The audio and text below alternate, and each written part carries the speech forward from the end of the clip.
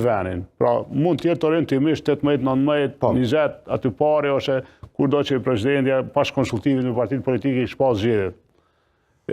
Ne kemi pas nderin, që shërbejmë qytetarëve në disa komuna, edhe atë unë besoj me respektin më të madh kryetarët e komunave.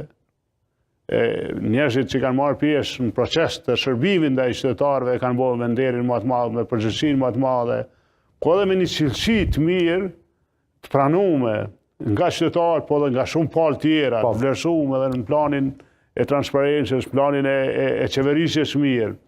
Edhe kemi nderin, vazhdojmë me Garun, Gjakov, me kryetarin Ardian Gjini, në Rahovec, me kryetarin Smaj Latifi, në Suarek, me kryetarin Bali Muharremaj, në Klin, me kryetarin Zenun Elezi, në Deçan, me kryetarin Bashkim Ramosa, po ashtu ne shpresojmë shumë që do ta fitojmë të drejten me ju shërby qytetarëve edhe në disa komuna tjera, ne dikur kemi udhëheqë edhe me Jonikun, shpresojmë që do të na japin qytetarët drejten me shërby qytetarëve të Jonikut në konceptet tona zhvillimore, të Pejës, të shumë komunave tjera në nivel të vendit, pra që të mos bëj diskriminim veç regional, edhe jemi të interesuar se ne që shëdini dhe bashkëqeverisim disa komuna, për shembull Ferizaj, kryetari i asamblesë është i aleancës, bashkëqeverisim me Gjavizarici, bashkëqeverisim Dega jon me Agim Aleun, ka dhe komuna tjera plot bashkëqeverisje, pa shpresojmë që qytetarët do të na japin mundësinë me ju shërbyje me një qeverisje të mirë. Thatë se nuk jeni të interesuar, nuk jeni në garë për president, nuk jeni në garë për kryeministër, a jeni të interesuar të vazhdoni edhe më tutje zoti Haradinaj si kryetar i Aleancës për Armërinë e Kosovës, apo do t'i alëshoni rendin dikuj tjetër si pyetje e fundit në këtë intervistë? Në këto postet institucionale, unë nuk i iki përgjithësisë, po ndëgjoj plot që po thojnë s'ka gatishmëri, unë i kisha marrë përgjithësitë edhe sot kryetarit qeverisë. I kishit marrë? Po, me mi besu opozita, me mi besu PDK, LDK, sot i marrë. Edhe e di çka i dash me bë, e di që sa let, shumë vështirë ka me qenë. Problemi më i madh është me rihap një kanal të komunikimit direkt me Shtëpinë e Bardhë, me presidentin Trump.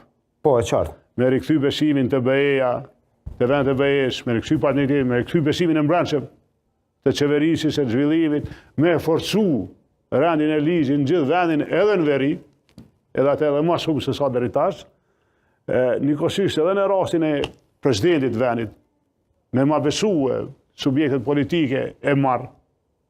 Pra, nuk do ta refuzonit? Jo, e pranoj me respekt, me nder, është nder i madh me udhëheq vendin si president, por nuk jam kandidat se s'ka kandidatura, s'ka garë, s'ka kur gjoj jem të folë për qeverisë sot.